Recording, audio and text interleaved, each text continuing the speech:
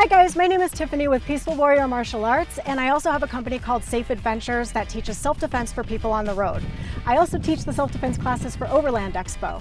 Today we're going to be talking about the ABCs of self-defense and how you can defend yourself if absolutely needed. So one of the questions that I ask participants that take the Overland Expo self-defense classes is how many seconds, if their life was absolutely 100% under threat, would they have to defend and get away?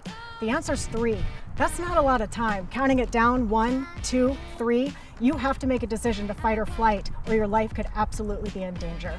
So what we do, just like your overlanding skills, you learn basic vehicle repairs, you learn navigation, you learn food and water management. Learning a set of self-defense skills is also super important, so don't forget that. So our brains are hardwired for survival. So think early caveman. Basically, we are built with an internal radar that keeps us safe, and that's our intuition. So anytime that we're sensing red flags, or we're kind of getting that pit in our stomach, or we're feeling uneasy, or even fear, that's actually a gift. So your intuition is really, really important when you're learning self-defense. The absolute most important part of self-defense is not being a victim in the first place. So today we're going to go over the ABCs, which is awareness, boundaries, and communication, to keep you safe so you don't have to utilize the self-defense techniques that we're going to be teaching at the end. So let's talk about A first. A is awareness, and it's the cornerstone of safety. That's where all safety begins. We have to make sure that our awareness is heightened at all times. The problem is that we choose to distract ourselves. Especially in the Overland classes, I ask, all right, how many people walk around with earbuds? How many people are on their cell phones totally distracted?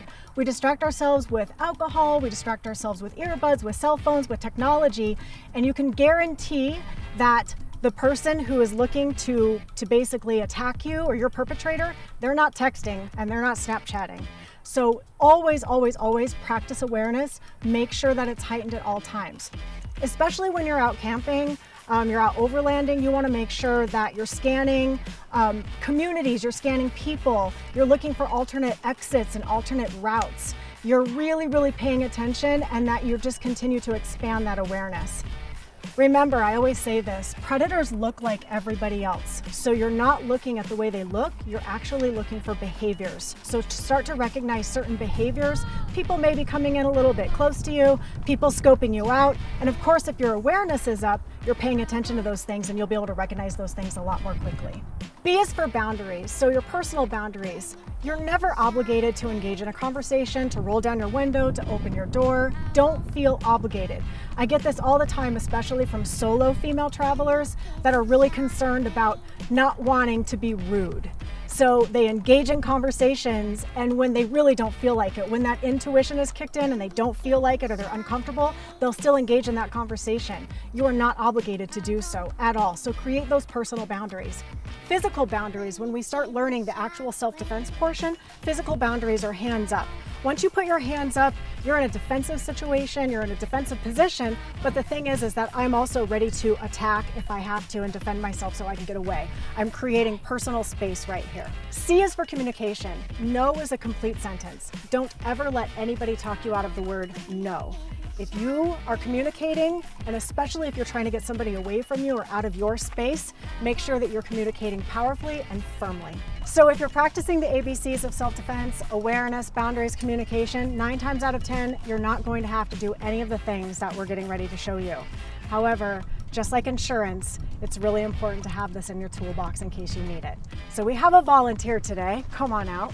The first thing is that for self-defense, we're not fighting toe-to-toe. This isn't a bar fight. We're not in here to see who wins. What this is to create a distraction and get away. So if we're going to do that, we need to make sure that we're striking vulnerable areas. We haven't even practiced this, but I could hit his arm all day long. That's probably, especially if he has an intent to hurt me, that's probably not going to keep him away. But imagine going into the eyes. So we're looking at striking eyes, ears, nose, throat, chin, solar plexus, groin, maybe even the IT band, thinking about feet, stomping on the feet if they grab you. So if we're thinking about those vulnerable areas that we're striking, we're going to be able to distract quickly and get away to safety. So if we're talking about striking vulnerable areas, like I said, it's just to distract and get away. So say that Brandon grabs me. If he grabs me, he's pulling me, trying to get me to go with him because he wants to control. I am coming in with that, and then my palm heel strike, which we're going to show you, comes to his nose. I could also be doing a knee strike to the groin, but I want to utilize the weapon that I have, which is my palm heel strike. I'm not going to try to wrench my wrist out of this. I'm going to come in and strike. So in our classes, when we teach at Overland Expo, we practice with pads. Of course, we don't want people striking and hurting each other, but we practice with pads. So he's going to hold the pad, and then curl your fingers up around this way. And I'm going to utilize that palm heel strike right here, as if it would be going to his nose, maybe his chin, a vulnerable area. Of course, we've already talked about boundaries, so hands are already up because we've created that space. I've already communicated with him, no, stay back. But he's decided that he's still going to come in, so I'm going to utilize my palm heel strike, just like what we were doing with the wrist grab. So the palm heel strike comes into the nose, and again on the pad, we're turning our whole body and really pushing that strike forward as if it were striking nose or chin. The next thing is, so this is what we call a long range weapon, which is the palm heel strike, but we also have other tools on our bodies. One is the elbow. So if his hands were down here and he were attacking me, but we were a little closer, I could throw this elbow straight to his chin. So we're gonna practice that as well. And again, with that hip turning, because we wanna utilize our entire body weight, with that hip turning, going straight in, throwing that elbow, imagine that elbow going straight to the chin, or even solar plexus for someone who might be a little bit different in height.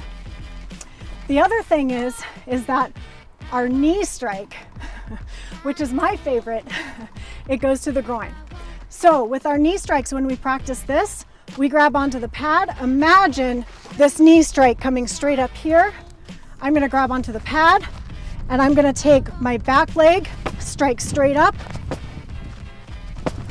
Now imagine that going into the groin.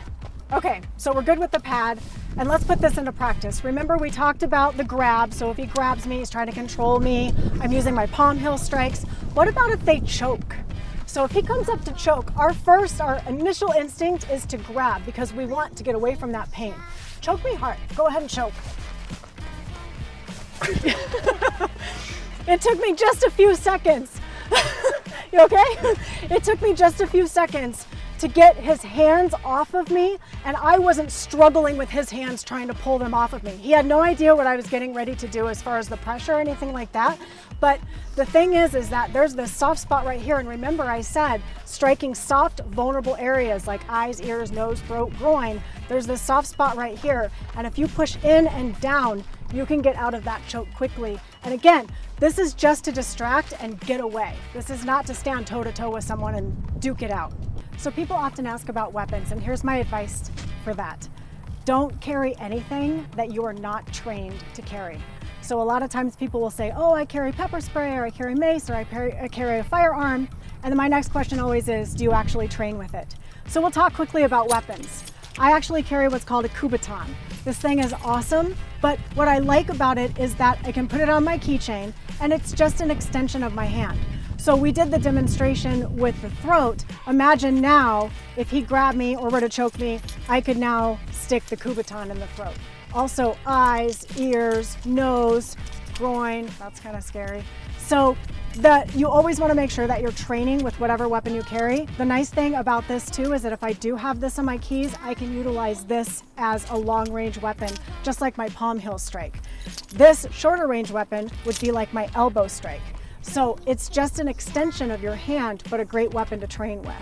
We utilize these a lot at Overland Expo when we do those classes. But let's talk quickly about the pepper spray, because like I said, and we've got some pepper spray over here. Can I have both of them? Thanks.